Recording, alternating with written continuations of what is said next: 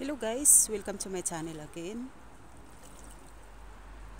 So we are now here in a very big lake in Austria, Europe. So as you can see, mga nakakabar yung mga boat kasi yan ay pang private nila.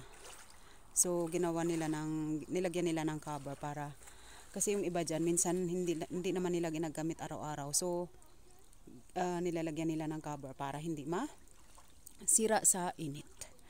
So kanina guys, doon kami nag-swimming. So nag-swimming ako mga ano lang naman 15 minutes. Pero ang 15 minutes ko langoy lang ng langoy yun. Para makabawas tayo ng kunting taba.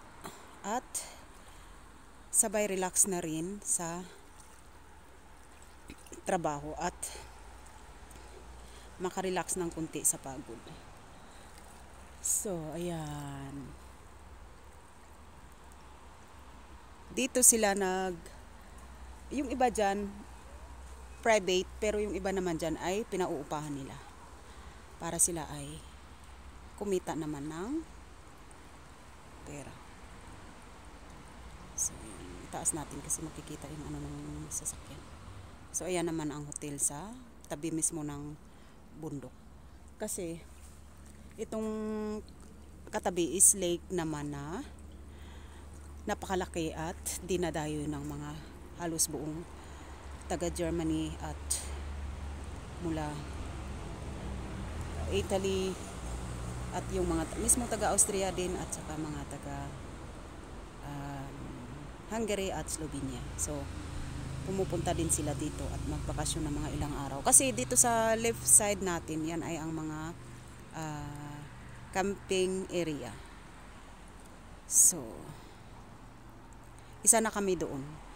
Kasi kami guys, ang bakasyon namin is hindi pang mayaman. Dahil sa isip ng tao kasi pag sinabi mong bakasyon, mayaman ka. Depende kasi yun sa bakasyonan na pinupuntahan ninyo. Kung sa city kayo or hotel kayo is pang mayaman. Pero depende pa rin kasi siyempre meron naman kasing mga nagka-camping na yung dala naman nila is buong bus naman na luxury tapos lahat na sa loob na. So kami is ang aming bakasyon is tipid bakasyon. Ibig sabihin nagluluto ako kasi siyempre ayaw namin kumain sa labas dahil ang mahal. So siguro ngayon tiyaga-tiyaga lang at bukas ay baka may nilaga na. Ibig sabihin guys, kapag hindi pa tayo mayaman is tiyaga-tiyaga muna, ganun talaga. Lahat naman tayo nangangarap na yumaman eh. Basta ako siyempre gusto ko yumaman dahil gusto ko maranasan kung mayroong paano may sariling chopper, may sariling airplane, kagaya ni Manny Pacquiao, at may sariling beach at resort. At mayroong sariling bahay sa Amerika or saan ba yung gusto ko? Sa Australia. Minsan ang nasa listahan ko pag ako yumaman, ang gusto ko ay magkaroon ng bahay sa Korea at saka sa Australia. So kasi dito sa Europe, madalas na ako sa Croatia at saka madalas na rin ako dito. At dito kami nakatira ngayon sa Austria at minsan naman sa Pilipinas. So ngayon, ang aming buhay is napakasimple at trabahador sa araw. Para alam nyo na, ibig ko sabihin para makaraos sa pang-araw-araw. Kasi siyempre minsan ang mga kamag-anak natin akala nila sa abroad tayo mayaman na tayo. Siyempre hindi lahat guys. Hindi naman lahat mayaman. Alam nyo na, yung kagaya rin sa atin, may kapitbahay kang mayaman, may kapitbahay kang tama lang, at may kapitbahay ka rin naghihikaw. So ganun talaga. So pag ako talaga tunay mayaman is pati mga kapitbahay ko gagawin ko ring mayaman. Hindi lang ako siyempre. Kagaya ni Manny Pacquiao, di ba lahat ng mga kamag-anak niya ginawa niyang mayaman, tinulungan niya. So siyempre ganun gagawin natin. So napakaganda guys dito kanina. Ang daming, ayan ang daming isda. Ayan may isda pa rin lumalangoy Ayun. Ayan. Kasi kanina ang umaga, mga 4 hours ago, dito ako kanina sa sobrang daming lumalangoy na isda. Pero meron pa rin Ayan. Kita nyo. Ayan. ano yan eh, parang forelli fish yata yan sa German. So ayan, ang dami oh, may maliliit, may malalaki oh. Ayan.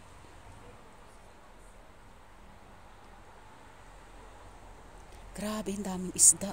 Kanina talaga ang dami. Ayan oh, maraming lumalangoy, maliliit.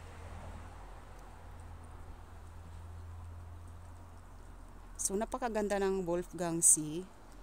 Napakalawak nito, kasi kahapon halos umikot kami mahigit 17 kilometers kasi doon kami sa kabila ng galing. So halos ang biyahe namin is 17 kilometers, puro lang lake na daanan namin. So ibig sabihin napaka lawak nito. So yun guys, at magpapakita muna tayo saglit. So magpakita tayo dun sa taas para naman alam mo na, para naman merong ibang side. So dito tayo para naman may ibang view. Tingnan natin kung makita natin. So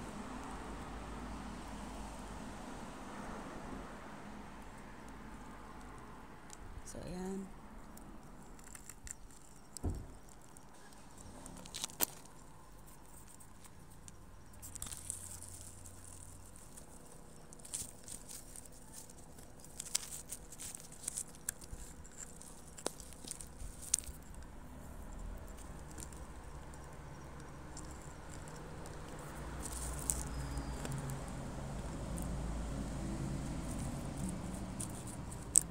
Pag natumba yung cellphone ko, ay di alam niyo guys, meron talaga akong holder, kaya lang hindi ko na naman nadala. So ganun na lang tayo. So yeah.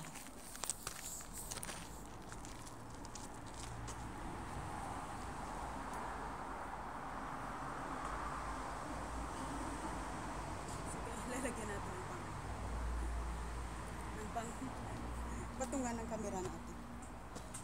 So, para tumaas. So, ayan.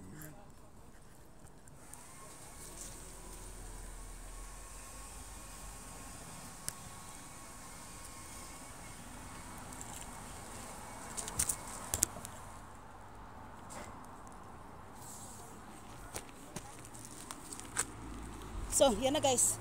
Medyo maigigin na ng konti.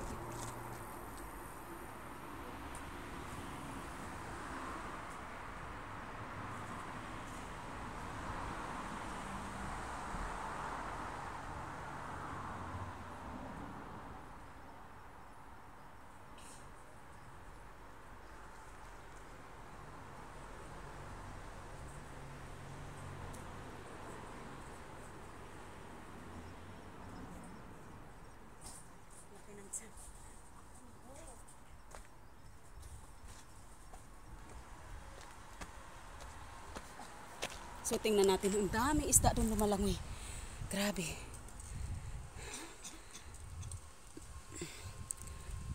Salamat po sa inyo guys, sa inyong mga panonood. Thank you so much sa inyong oras. Have a nice day everyone.